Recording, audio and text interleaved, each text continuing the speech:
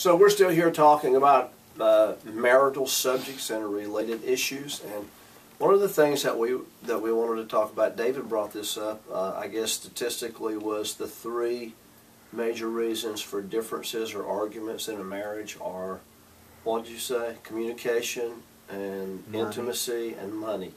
And I want to talk for a minute about money, because it is an issue that causes division in marriages. And this relates to something that Laurie wants to talk about that we'll cover in a little bit, called failed expectations. And I know that there's expectations going into a marriage. A woman has an expectation that they'll be so at a certain stage of affluence, and anyhow it doesn't pan out that way, and then that has to be dealt with, and the unfulfilled expectation needs to be put aside. But let's talk a little bit about money, David. All right. Money does seem to be a root cause for many of the discussions and problems that we have in our marriages, because it plays such a big role in the things that we do together. The way we plan our future, our vacations, the income we make if we're both working or if even one of us is working. And one of the things that it's important to first get grounded in is whether or not it's your money, my money, or our money. And I don't think that there's really any perfect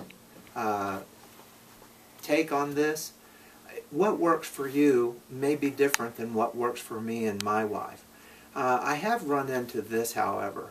If you have a certain portion of money that you pay into an account so that the bills are taken care of for you, and the other spouse is supposed to do the same thing, and then you keep what's left over as your own, there's always an attitude of I owe you, or you owe me, because other things come up during the week or during the month that you've got to go back and say, oh, I need more because we had to pay the insurance this month, or we bought so-and-so a gift for their wedding, so I need your half of the money for that.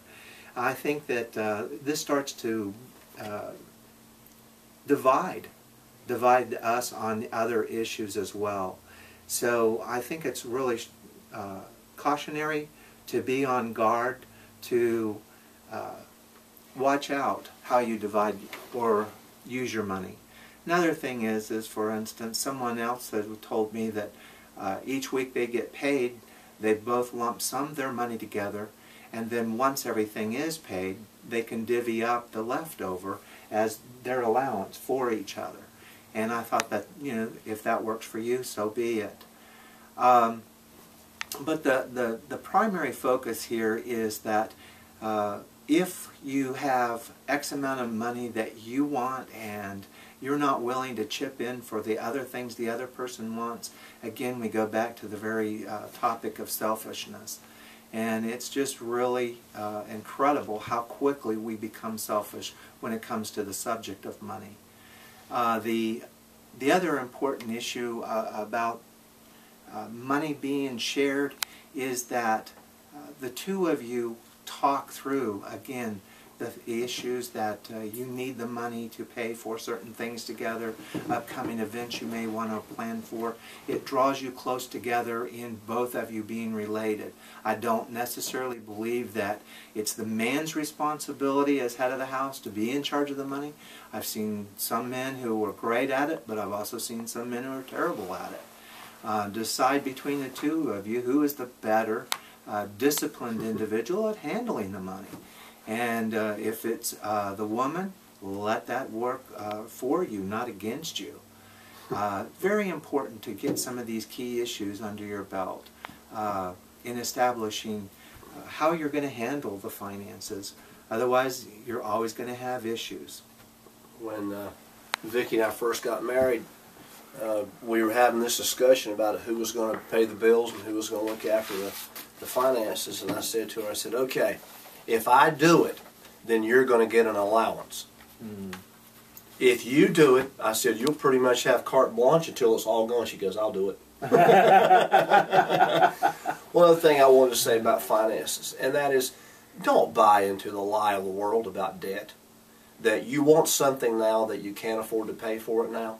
It's wrong, and that will put your relationship in a headlock and a hammerlock, and it will cause tension and stress and strife among you. It'll cause blame. It'll cause all these other things.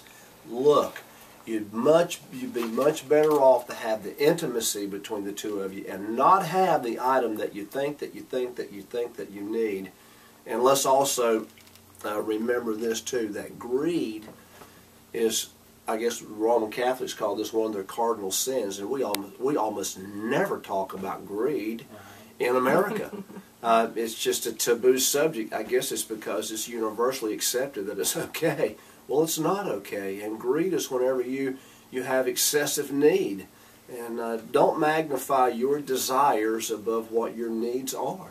So subjugate your desires based upon your ability to pay, regardless of what standard that the federal government sets. And everybody talks about, well, your credit rating so you can borrow money. That is a dangerous place to be, and it is abiblical to do that. So anyway, that's another issue that I wanted to bring up about money.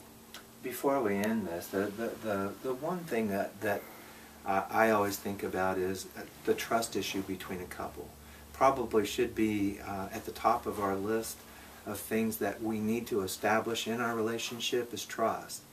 And when it comes to money, if, say for instance, you don't trust your spouse to handle money, that'll carry over into so many other levels of your relationship. It's unbelievable. So you need to, again, work through these issues. I was with a gentleman yesterday morning having breakfast, and he was telling me that he can't tell his wife how much he actually makes on a particular job because she'll spend it before he even gets his paycheck. So he has to lie to her every job he gets about the money he brings home. And yet I can see that he's in a lot of condemnation about it. He even said that it's hard to go to bed at nights and sleep because he's worried that she A, might find out, and B, because he knows he's lied to her about it. So this is a sensitive area, but extremely important. And I'll tell you right now, it's one area that the devil loves to get a foothold in. Your relationship with one another is over the issue of money.